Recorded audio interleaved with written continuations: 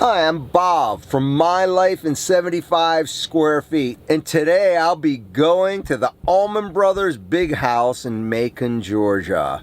When I first got my driver's license, I listened to the Allman Brothers all the time in my car. And I listened to Live at the Fillmore East, not the Brothers and Sisters, which I did like Brothers and Sisters, but I didn't like it as much as the original stuff with Duane in it. Statesboro Blues, my favorite song, In Memory of Elizabeth Reed. Oh yeah, and Sweet Melissa, and all the other songs that were on those records. Listen to that stuff was so intriguing because the Allman Brothers music always took me somewhere. And today I'm going to go to their museum, the big house where they lived. And this ought to be pretty interesting. Just a little piece of trivia. I like the Allman Brothers so much. My first daughter's name is Jessica. And it was gonna be Melissa, but I don't know, I like the music to Jessica better, even though it was Dickie Betts playing and not Duane. My second daughter almost was Melissa, but I named her Christina, because Christina meant fair Christian. I'm at the Allman Brothers big house. There we go, man. Look at this. Getting ready to go in.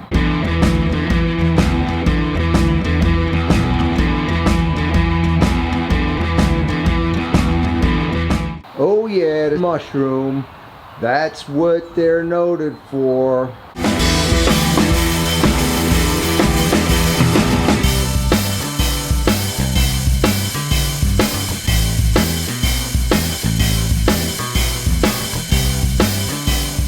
There was a time I wanted to be an Allman Brother. That meant putting a psilocybin mushroom tattoo on your left calf. Then you could actually live, I don't know if it was in the big house, but they used to have a farm back then.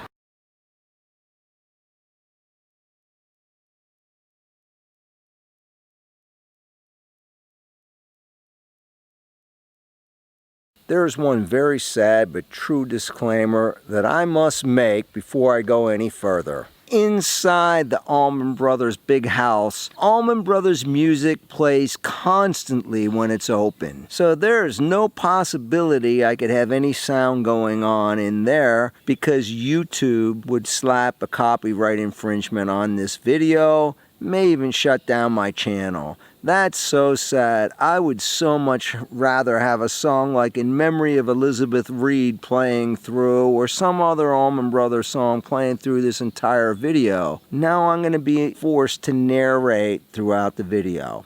The Allman Brothers were one of the best Southern rock bands that ever walked the face of the earth. And to me, they were the best band.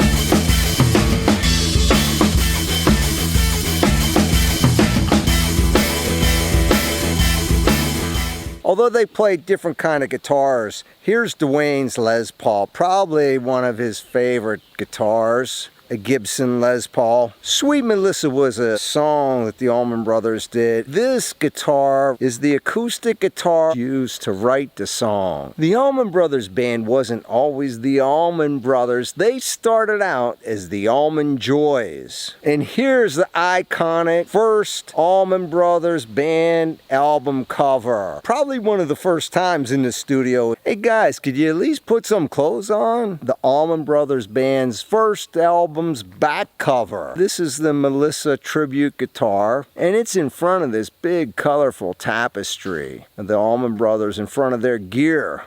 Lots of gold records on the wall, just hanging there. I know I bought multiple records that they put out.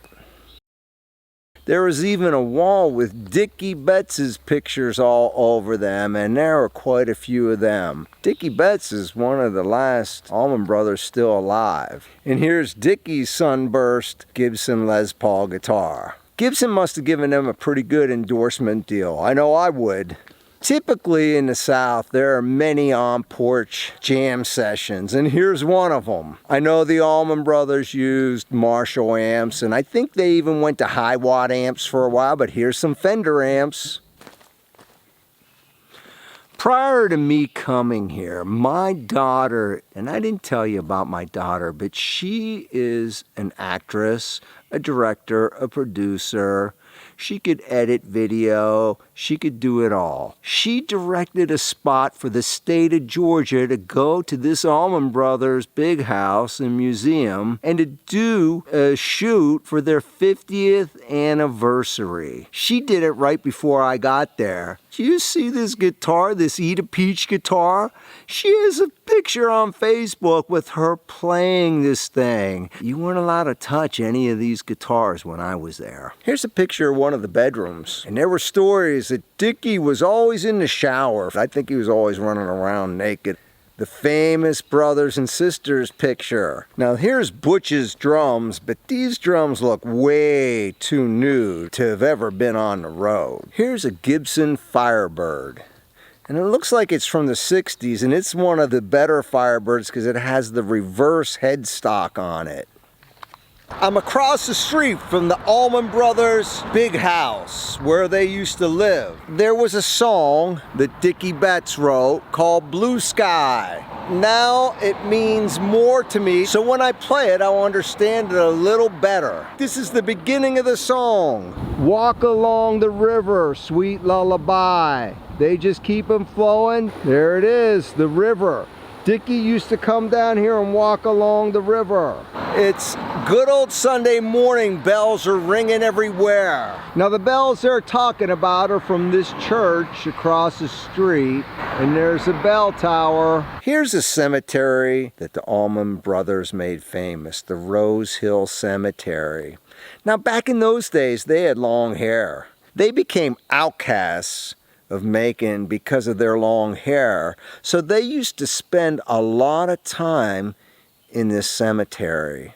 Now my favorite song was Elizabeth Reed, but I never knew where they got the name for this song. They used to come and sit by this grave, and they used to play music, write songs. They used to just go here and hang out. I never knew the history. Well, there's a song I liked on Eat a Peach called Little Martha, and they felt so bad about Little Martha. She was 12 years old when she passed away. That really affected them. They felt so bad for her. They just couldn't imagine a 12-year-old girl just dying. Here's Greg's grave all alone.